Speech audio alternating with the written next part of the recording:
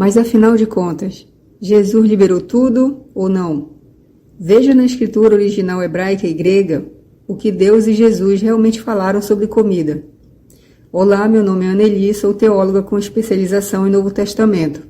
Nesse vídeo nós faremos uma breve viagem nas páginas da Escritura Sagrada e veremos todas as vezes em que Deus e Jesus falaram sobre comida.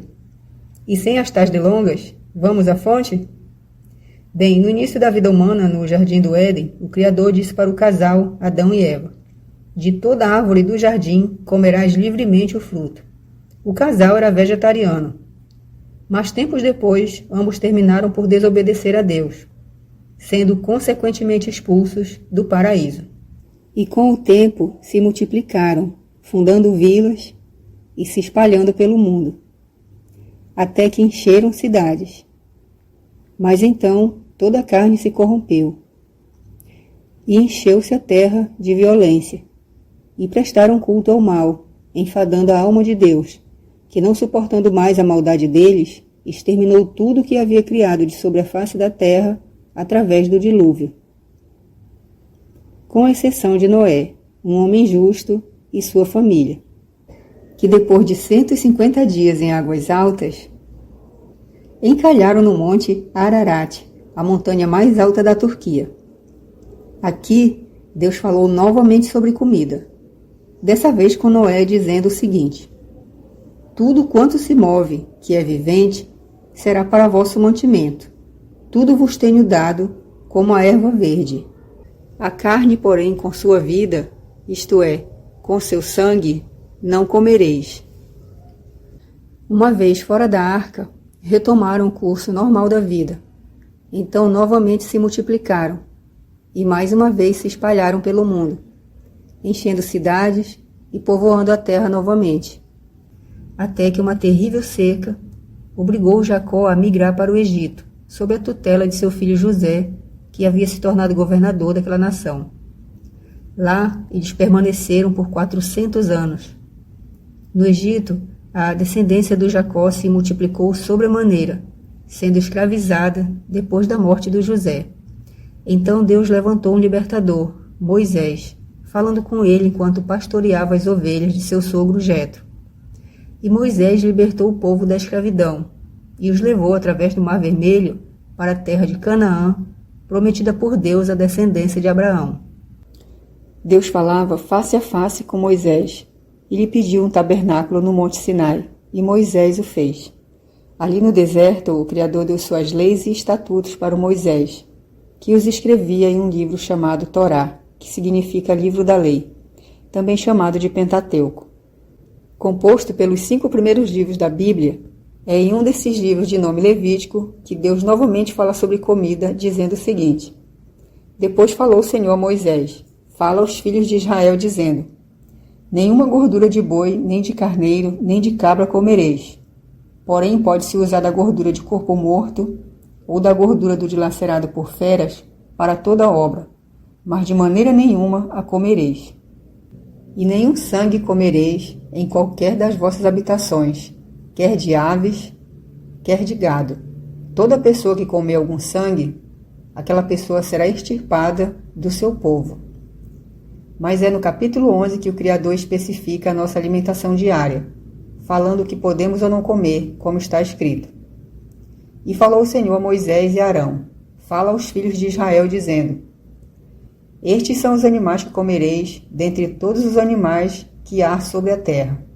Dentre os animais, todo o que tem unhas fendidas e a fenda das unhas se divide em 2, e rumina, deles comereis.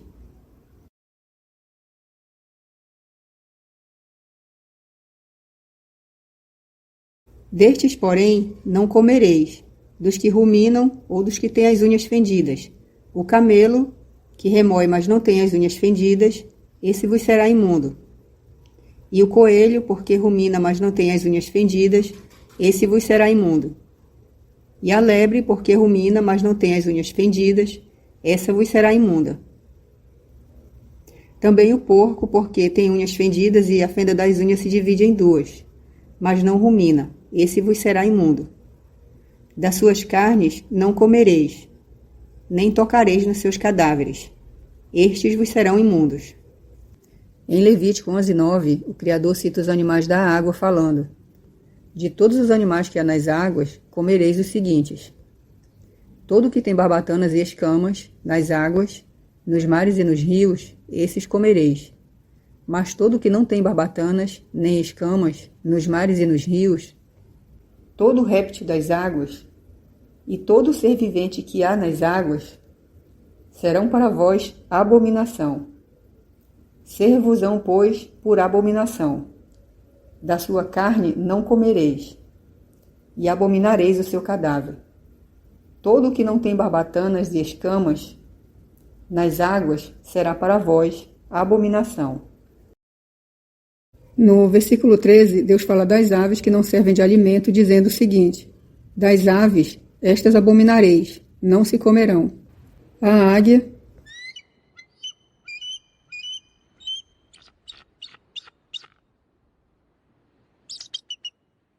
o quebrantoço, que é o mesmo abutre barbudo. Quebrantoço vem de quebra-ossos, porque essa ave se alimenta de ossos. E o chofrango, que é a águia pesqueira jovem. E o milhano, que é o mesmo milhafre, um falcão. E o abutre, segundo a sua espécie. E todo corvo, segundo a sua espécie.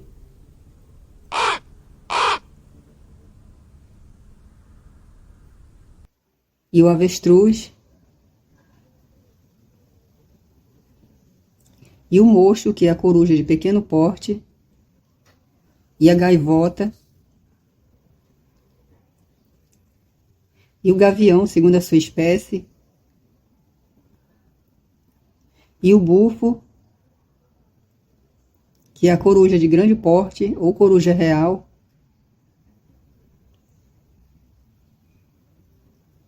E o corvo marinho, também conhecido como biguá ou cormorão. E a coruja, que são as aves de médio porte. E a gralha.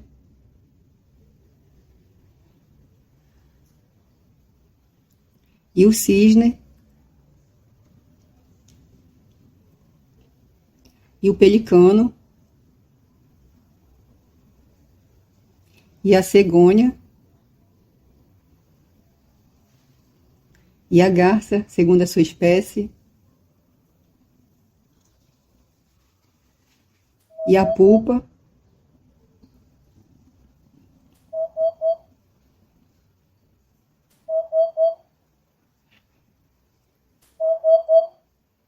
E o morcego. No versículo 20, Deus passa a especificar os insetos que podemos comer, falando assim: isto comereis de todo inseto que voa, que anda sobre 4 pés, o que tiver pernas sobre os seus pés para saltar com elas sobre a terra. Deles comereis estes: a locusta, segundo a sua espécie, e o gafanhoto devorador, segundo a sua espécie, e o grilo, segundo a sua espécie, e o gafanhoto, segundo a sua espécie. E todos os outros insetos que voam, que têm 4 pés, serão para vós uma abominação, e por estes sereis imundos. Qualquer que tocar seus cadáveres, imundo será até a tarde. Qualquer que levar os seus cadáveres, lavará suas vestes, e será imundo até a tarde. No versículo 29 e 30, Deus aponta mais alguns animais, dizendo: estes também vos serão imundos entre as criaturas que se arrastam sobre a terra. A doninha, que é o mesmo furão ou arminho, e o rato, e a tartaruga, segundo a sua espécie, e o ouriço cacheiro, mais conhecido como porco-espinho, e o lagarto, e a lagartixa, e a lesma, e a toupeira. Bem, devido a divergências de traduções nos versículos 29 e 30 das atuais traduções da Bíblia, eu recorri à escritura original hebraica, a Torá. E no versículo 29 está escrito: e a ratazana, e o rato, e a tartaruga. Nesse versículo, a diferença é a ratazana, que é esse rato grande que geralmente vive no esgoto. E no versículo 30 está escrito: e a lagartixa, e o calango, e o lagarto, e o essíncido, e o varanos. Aqui a diferença é o calango, o essíncido e o varanos, que veremos agora. Esse é o calango, esse o essíncido, e esse é o varanos, que é o mesmo lagarto monitor ou dragão de Komodo. Em Levítico 11:31, o Criador segue reafirmando as instruções que deu para Moisés, dizendo: estes vos serão por imundos dentre todas as criaturas. Qualquer que os tocar, estando eles mortos, será imundo até a tarde. E tudo aquilo sobre o que deles cair alguma coisa, estando eles mortos, será imundo. Seja vaso de madeira, ou veste, saco, ou algum instrumento com que se faz alguma obra, será metido na água e será imundo até a tarde, depois será limpo. E se morrer algum dos animais que vos servem de mantimento, quem tocar no seu cadáver será imundo até a tarde. Quem comer do seu cadáver, lavará suas vestes e será imundo até a tarde. E quem levar o seu corpo morto, lavará suas vestes e será imundo até a tarde. Isso equivale a dizer que você fica imundo até o sol se pôr. E o Criador continua dando instruções dizendo: tudo o que anda sobre o ventre e tudo o que anda sobre 4 pés, ou que tem muitos pés entre toda criatura que se arrasta sobre a terra, não comereis, porquanto são uma abominação. E aconselha: não vos façais abomináveis por nenhuma criatura que se arrasta, nem com elas vos contamineis, para não serdes imundos por elas. Porque eu sou o Senhor vosso Deus, portanto, vós vos santificareis e sereis santos, porque eu sou santo. Porque eu sou o Senhor que vos fiz subir da terra do Egito, para que eu seja vosso Deus e para que sejais santos, porque eu sou santo. Veja que sem necessidade alguma de dar satisfação para os homens, o Criador ainda explicou a razão pela qual não podemos comer esses alimentos, porque Ele é santo. E se você resolver no seu coração que Ele é seu Deus, você deve ser como Ele é, santo. A intenção dele é a nossa santificação. Mas vejamos na Bíblia hebraica se a palavra usada por Deus foi mesmo abomináveis. Essa é uma foto da Bíblia hebraica Stuttgartensia, e a palavra usada por Deus é tetameu, essa circulada em vermelho, que vem de tamê e significa impuro. Bem, Deus termina o capítulo 11 de Levítico, que trata apenas da alimentação humana, dizendo o seguinte: esta é a lei dos animais, para fazer diferença entre o imundo e o limpo, e entre animais que se podem comer e os animais que não se podem comer. E antes que você diga que essa lei é só para aqueles que ele tirou do Egito, eu vou logo te adiantando que em Êxodo 12:49 está escrito: a mesma lei se aplicará ao natural da terra e ao estrangeiro. E em Levítico 24:22, Deus reafirma: uma mesma lei tereis, assim será para o estrangeiro como para o natural da terra. Mas e Jesus, hein? Será que ele anulou alguma lei de Deus? Vamos ver o que ele mesmo disse a esse respeito? Nas palavras de Jesus: não penseis que vim revogar a lei ou os profetas. Não vim revogar, mas cumprir. Porque em verdade vos digo, enquanto não passar o céu e a terra, nem mesmo um acento será tirado da lei sem que tudo se cumpra.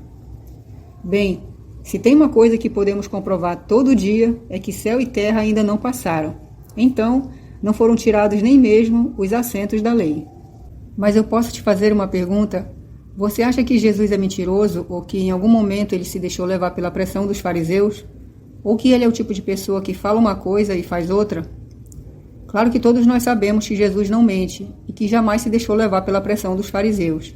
Se ele disse que não veio mudar a lei, é porque não mudou. Mas então por quê? Por que a igreja começou a pregar que podemos comer todas as comidas imundas que o próprio Criador nos proibiu de comer, sendo isso absorvido até pelas igrejas reformadas? Baseado em que a igreja fez isso? Voltemos então à fonte. Essa pregação contrária à lei de Deus é resultado de uma passagem bíblica que está em Mateus 15. E como crentes de Bereia, vamos ler desde o início para vermos do que Jesus realmente estava falando? Início do capítulo 15 de Mateus. Então chegaram ao pé de Jesus uns escribas e fariseus de Jerusalém, dizendo: por que transgridem os teus discípulos a tradição dos anciãos, pois não lavam as mãos quando comem pão? Veja que o debate entre eles começa por uma única questão, a tradição dos anciãos, que consistia em só comer depois de lavar as mãos. Ao que Jesus respondeu aos fariseus: ouve e entende, o que contamina o homem não é o que entra na boca, mas o que sai da boca. Isso é o que contamina o homem. Parece que está liberando toda a comida imunda que Deus proibiu, não parece? Mas Jesus não disse que não veio mudar a lei? Então, como bereanos, vejamos na escritura original o que Jesus realmente disse. Essa é uma foto do capítulo 15 do livro de Mateus, em seu idioma original, o grego koiné. E aqui a palavra usada por Jesus foi koinoi, que se pronuncia kinoi e significa comum. Assim ele disse que não é o que entra na boca que torna comum o homem, mas o que sai da boca. Isso torna comum o homem. A palavra contamina em grego se escreve molinem. A questão toda é que os fariseus queriam os cargos nas sinagogas para terem acesso às riquezas do templo.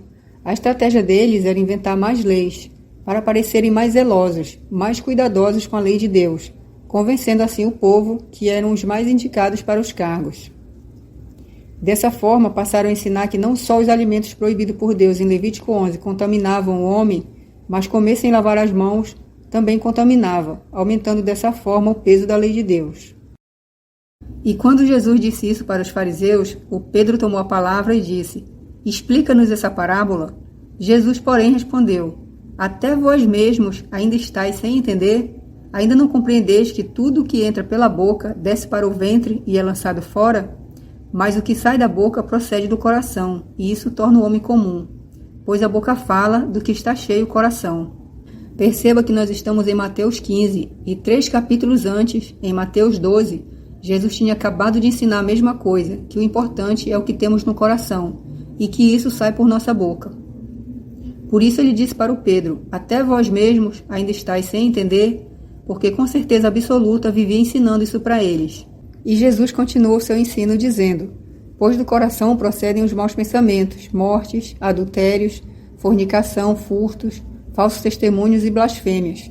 São essas coisas que contaminam o homem. Mas comer sem lavar as mãos, isso não contamina o homem. Aqui Jesus chega à conclusão do seu ensino. Aqui comprovamos que ele não estava liberando a comida imunda. Jesus apenas falava que o ato de comer sem lavar as mãos não transgride nenhuma lei de Deus. Portanto, é através do versículo 1 e do 20 que podemos ver claramente que nem os fariseus e tampouco Jesus estavam se referindo à comida proibida por Deus em Levítico 11, mas se referiam à tradição dos anciãos, ao costume de só comer depois de lavar as mãos. Os fariseus alegavam que comer sem lavar as mãos tornava um homem imundo diante de Deus, e Jesus afirmava que não, porque aquela tradição não era uma lei de Deus. Era essa a questão entre eles. Atente que Jesus não disse para não lavar as mãos, mas que se uma pessoa comer sem lavar as mãos, não se torna imunda diante de Deus porque não está quebrando nenhum mandamento ou estatuto divino. Ele ainda tentava esclarecê-los falando que de nada adiantava comer com as mãos limpas, tendo o coração sujo. Outra passagem bíblica que muitos usam para anular a lei de Deus está em Atos 10, uma visão que o Pedro teve aqui nesse porto, Jafa, antiga Jope. Daqui o Jonas saiu quando foi engolido pela baleia. Aqui o Pedro estava hospedado quando teve uma visão depois da ascensão de Jesus. Por uma dessas janelas, ele olhou e viu o céu aberto e um grande pano pendurado pelos 4 cantos. Dentro havia toda espécie de animais da terra, répteis e aves do céu, e uma voz que lhe disse: levanta-te, Pedro, mata e come. Ao que ele respondeu: nunca, Senhor, jamais na minha vida comi qualquer coisa que fosse comum ou imunda. Ao que o anjo lhe disse: não chames tu comum ao que Deus purificou. Agora observe bem essa visão. Novamente não parece que está liberando tudo? Veja que mesmo depois da ascensão de Jesus, o Pedro continuou não comendo comida imunda.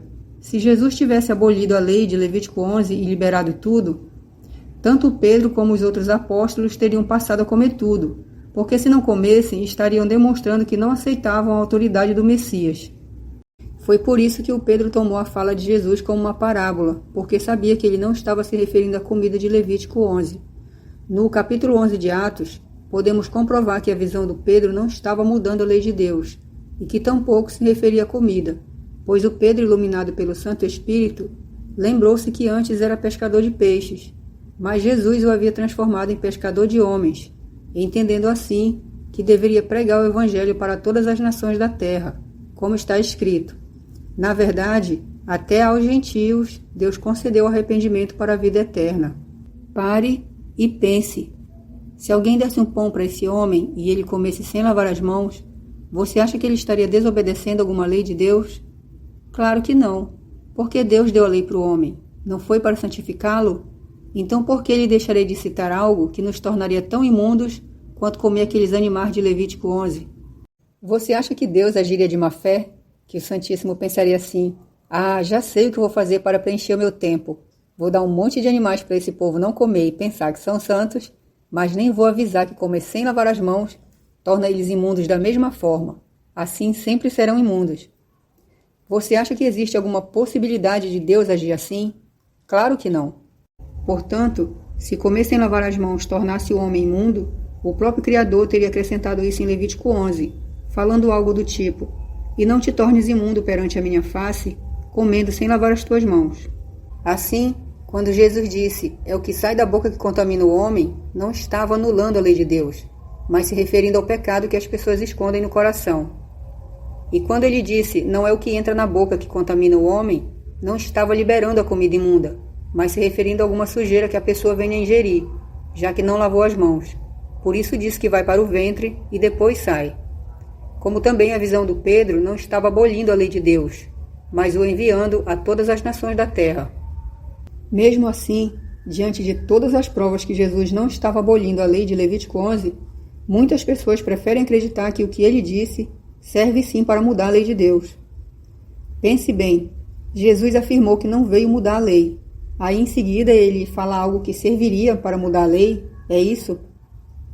Se Jesus tivesse falado isso com essa intenção, estaria agindo de má fé, agindo igualzinho o profeta Balaão, que não amaldiçoava Israel porque Deus não permitia, mas por trás ensinava o Balaque a fazer Israel pecar, para que Deus os desamparasse, e ele então pudesse matá-los. Mas nós conhecemos Jesus, e sabemos que ele não mente e nunca agiu de má fé. Lembre-se que não só um homem, mas também um Deus, se conhece pelos atos. Pois mesmo diante da pior morte e da tentação pelas riquezas do mundo, Jesus não retrocedeu. Por seus atos, sabemos quem ele é e quem o enviou. A questão é que muitas pessoas amam a Deus da boca para fora, por isso se agarram com todas as forças em falsas interpretações bíblicas, porque amam mais o seu paladar do que a Deus. Assim, elas trocam ele todo dia por um prato de comida imunda. Mas e você? Vai obedecer à lei de Deus ou o erro dos homens? Vai preferir a comida imunda e passar a vida arrastando a barriga no chão como um réptil? Ou vai comer a comida limpa que o Criador te deu e, ao invés de andar, dar saltos na vida? Bem, eu espero que a sua escolha seja a lei de Deus todos os dias da sua vida. Obrigada por assistir esse vídeo. Peço que compartilhe para espalhar o conhecimento sobre o que realmente está escrito na Bíblia. Deus abençoe você graciosamente. Amém. Até o próximo vídeo.